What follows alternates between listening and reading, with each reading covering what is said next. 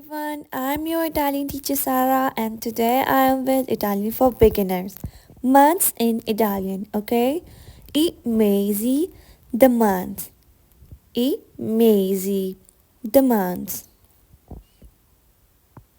Next one is gennaio, gennaio, January, febbraio, February, and when we use in February, we just need to put a febbraio in February.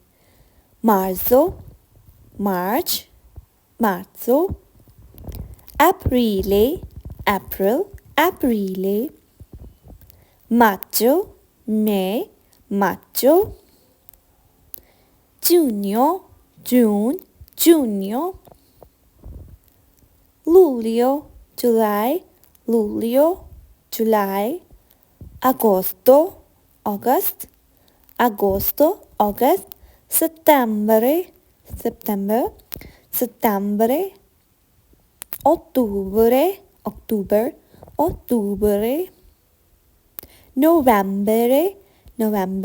Novembre, Dicembre. If you all want to learn Italian fast, so you all need to pronounce these words with me. And please must subscribe my channel for more videos like this. Thank you so much.